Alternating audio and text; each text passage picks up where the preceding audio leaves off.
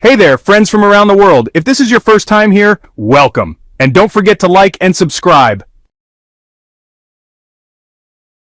There are tons of legends surrounding what's considered the greatest structure ever built by humans, the Great Wall of China. Some people claim it's so massive that you can see it from space. Others go even further and say you can see it from the moon. And some even believe the builders were sealed inside it forever. Well, sorry to burst your bubble, but those are just myths. Still, even without all the exaggeration, the Great Wall is seriously breathtaking and a true marvel. So let me tell you the real story behind it. Today, China is one of the most densely populated countries in the world, with around 1.4 billion people. It's also one of the oldest civilizations with 3,500 years of continuous written history, though human life existed there way before that. Some theories suggest that while other parts of the world, like Europe, were populated by people migrating from Africa, China's civilization might have developed independently from local Stone Age communities who had been there since prehistoric times. Now back to the wall. Even by today's standards, it's massive, stretching over 13,000 miles. To picture that, it's 5 times the distance from New York to Los Angeles, and even longer than the distance between the North and South Poles. Nothing built in modern times even comes close. Of course, the Great Wall didn't just pop up overnight. In fact, it took centuries to build. You probably know that ancient cities used to be surrounded by walls to protect against invasions, and Chinese cities were no different. But in 220 BC, China's first emperor had a bold idea. Why not connect all those city walls into one huge wall to defend the northern border? A trusted general oversaw the project, and thousands of workers, including soldiers, regular citizens, and even prisoners, were forced to work on it. Back then, the wall was mostly made of packed earth and wood, especially in areas that were strategically important. Some sections even overlapped for better protection. The average wall height was around 26 feet, but it didn't yet look like the stone monument we imagine today. Every emperor after that kept expanding, repairing, and modernizing the wall. Some started using bricks, others switched to granite or marble. The watchtowers and signal platforms weren't part of the original structure either. They were added later, especially during the Ming Dynasty. These towers allowed soldiers to communicate using smoke signals and fire, turning the wall into a real-time warning system. And yes, the wall is made of different materials in different areas, which actually makes it more fascinating. It's a testament to how much effort and time it took to build. One reason some parts of the wall are still standing today is thanks to a sticky rice-based mortar they used. This stuff is so strong and waterproof that it holds the bricks together tightly, preventing even weeds from growing between them. You might also spot some bricks with writing carved into them. These were actually quality control notes made by the workers, showing the date, place, and people in charge, just in case something went wrong and they needed to figure out who was responsible. Now here's the cool part. A recent research team was digging into Ming Dynasty records and found references to secret doors built into the wall. Naturally, they had to find them. Using drone technology, they scanned the wall with centimeter-level precision, covering around 90% of the Ming-era wall. And guess what? They discovered the remains of over 220 hidden doors. Some are just big enough for a single person to pass through. Others are wide enough for 2 horses side by side. Why have doors in a wall that's supposed to keep enemies out? Well, these weren't just ordinary doors. They were camouflaged secret passages, blending into the terrain and built in a way that made them nearly invisible from the outside. They were used for trade, spying, and surprise attacks. Some were for sneaking out to gather intelligence, while others allowed for sudden ambushes against unsuspecting enemies. The exits were so well hidden that even if the enemy stood right in front of one, they wouldn't realize it. From the inside, soldiers had a hollow chamber that allowed them to break through the outer layer and attack when the time was right. But despite its grand design, the wall wasn't perfect. It could still be climbed or walked around, so constant surveillance was necessary. If an enemy was spotted, soldiers would signal the army and buy time to prepare defenses or lure attackers into a tougher battlefield. Construction eventually stopped at the end of the 19th century. Thanks to modern weapons and technology, the wall just wasn't needed anymore. Today, only about 8% of the wall is well preserved. The rest is either damaged or completely gone. About 1/3 has disappeared, mostly due to erosion and human destruction. The early parts made from wood and earth just didn't hold up for thousands of years. Plus, bad farming practices turned some regions into deserts, speeding up the wall's erosion. In the past century, people have even been stealing bricks to build homes and farms. And believe it or not, tourists today are still chipping away at the wall, taking pieces home as souvenirs. With over 10 million visitors a year, that adds up. Since 1987, the Great Wall has been a UNESCO World Heritage Site, emphasizing its global cultural value. China has 56 such heritage sites, making it second only to Italy, which has 58. But the wall isn't just a tourist attraction, it also hosts the Great Wall Marathon, one of the most challenging marathons in the world, launched in 1999. Runners race across its steps, choosing between a full marathon, 26 miles, a half, 13 miles, or a 5-mile run. Now imagine this, it's night, you're deep inside King Tutankhamun's tomb. You forgot your flashlight, but hey, at least you brought a torch. You descend stairs, noticing the hieroglyphs carved into the walls, and a strange warning. Anyone who takes anything from this place will be cursed for life. Whether you believe in curses or not, it still creeps you out. Suddenly you find a massive stone door. Is it a trap? You manage to open it, but it's just an empty room. You check your map, it seems you're going the right way. But after what feels like hours of walking, you realize you're lost. You try to go back, but you can't even find the door you came through. That's it. You've fallen into the Pharaoh's trap, and worst of all, you didn't bring lunch. We've all seen those Hollywood movies where the hero explores ancient tombs and gets hit with scorpions, snakes, sliding doors, and giant rolling boulders. But are those traps even real? Well, hate to break it to you, but most of that is fiction. Those traps are way too advanced for ancient technology. That said, it doesn't mean ancient civilizations didn't use any traps. The Egyptians and Mayans, for example, built incredible tombs for their dead, especially for the rich and powerful. These tombs often reflected a person's status, and some civilizations believed that life continued in the afterlife. That's why the dead were buried with their possessions, sometimes including huge amounts of gold and treasure. Now imagine you're living in ancient Egypt. You know exactly where the pharaohs are buried, and you've heard about all the wealth inside. Tempting, right? We're talking about huge chambers filled with treasure, all the way to the ceiling, gold, jewels, even money. I mean, come on, who wouldn't be tempted?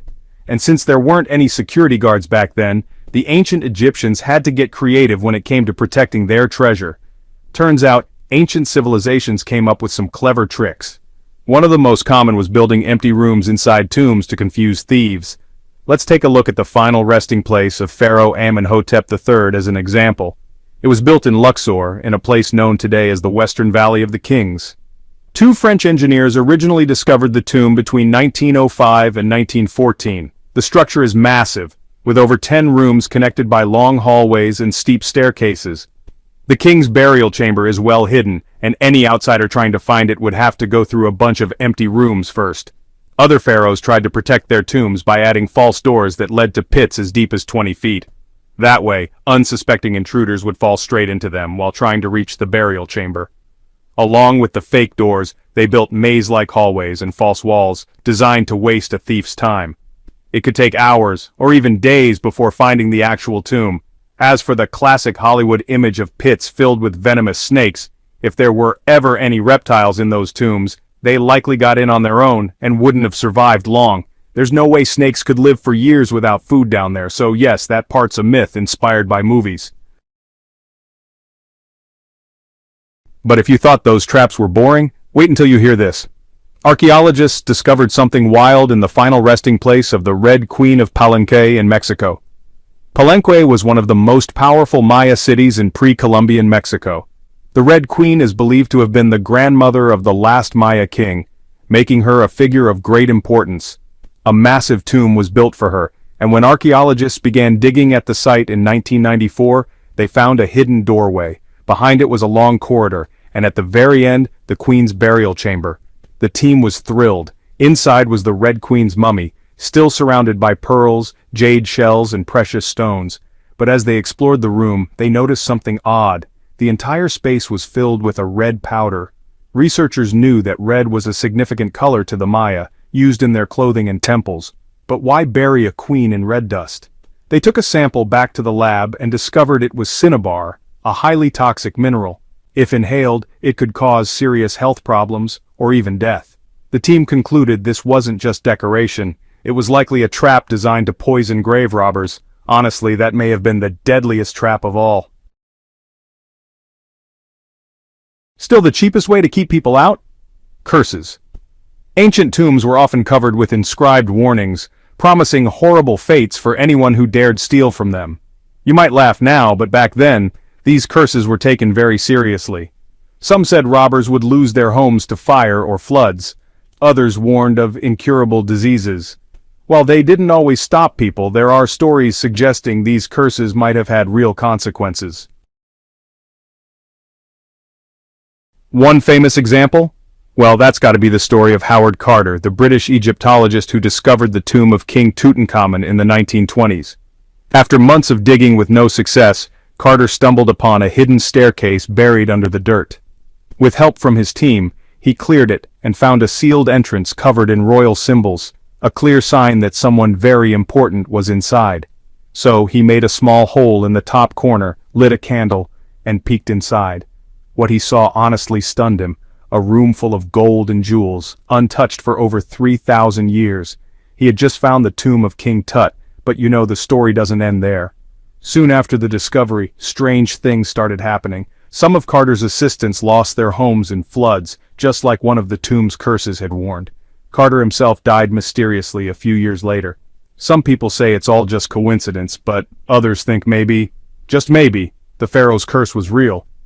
So maybe that was the most effective trap of all? Now, zooming way out, let's talk about Earth's history for a second. For a long time our planet was just chilling, spinning around the sun, doing its thing. But then life exploded into action. Plants and animals began evolving, showing off in all kinds of incredible ways. Fast forward to about 65 million years ago, and boom, a cosmic catastrophe hit. We think it was a massive asteroid that wiped out the dinosaurs and most large animals. We're not totally sure what the asteroid looked like, but we know it slammed into Earth, kicking up a dust cloud that covered the entire planet. You can still find that dust in rocks today, and fossils of the creatures that lived right before the impact. It was like Earth reset the stage, clearing space for something new. And guess who seized the opportunity? Mammals. These small, furry creatures were ready to take over. With no giant predators around, they began to thrive and diversify. From rodents to primates, this was their moment. Among them were our distant relatives, primates. About 63 million years ago, primates split into two groups: dry-nosed primates, which eventually gave us monkeys and apes, and wet-nosed primates who went their own way.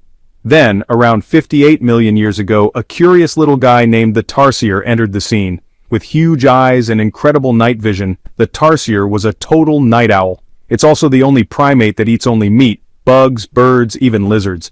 Plus, it can rotate its head 180 degrees and leap like a spring, thanks to a special ankle bone. Fast forward again to 55 million years ago, Earth warmed up dramatically. Many ocean creatures couldn't handle it and died out, leaving room for marine mammals to move in. That's when we got creatures like whales and dolphins. Around 47 million years ago, we meet a famous fossil known as Ida. Scientists first thought she was a missing link in human evolution, but nope, turns out she was a wet-nosed primate. By 40 million years ago, New World monkeys, our long-lost cousins, branched off from the Old World monkeys and made their way to South America, where they still live today. A major turning point came around 25 million years ago when a group of tailless primates appeared, the apes. This group includes our closest relatives, gibbons, orangutans, gorillas, chimps, and us. Gibbons showed up first, around 18 million years ago, swinging through the trees. Then came the great apes, with orangutans leading the way into Southeast Asia. But things got real about 7 million years ago. Our evolutionary path split. One branch led to modern humans, the other to chimps and bonobos. Around 5.6 million years ago, a game-changer called Ardipithecus appeared, one of the first to walk on two legs. Then, about 4 million years ago, we get the Australopithecines, early members of our human tribe. They even started using stone tools. About 2 million years ago, food shortages forced evolution to make a choice: stronger jaws or bigger brains. The brainy ones won, and that's where we come in. A primate known as Homo habilis, or handyman, appeared, followed by Homo erectus, who had an even bigger brain and knew how to control fire. By 700,000 years ago, we see the first signs of cooking, and by 500,000 years ago, our ancestors were wearing clothes. Our own species, Homo sapiens, showed up just 300,000 years ago, pretty late to the party. But we've made up for lost time. With language, creativity, and complex societies, we've shaped the world like no other species. The path of our evolution is still being uncovered, but one thing's for sure, we're just the latest chapter in a story 13.8 billion years in the making. Think about it. For 99.998% of the universe's history, we weren't even here. And yet in the blink of an eye, we've uncovered so much of the journey that led to us. And the story's not over. It's still being written, right now. So next time you see an ancient artifact in a museum, remember, it didn't just magically appear there. Archaeologists dug it out piece by piece from ruins buried under sand, soil, and time. Structures crumble, nature reclaims them, and sometimes people even recycle the old stones to build something new. But some things, the most powerful stories, find a way to survive. Subscribe and explore the forgotten past with us. Like, comment, and support our journey into ancient mysteries. See you on your next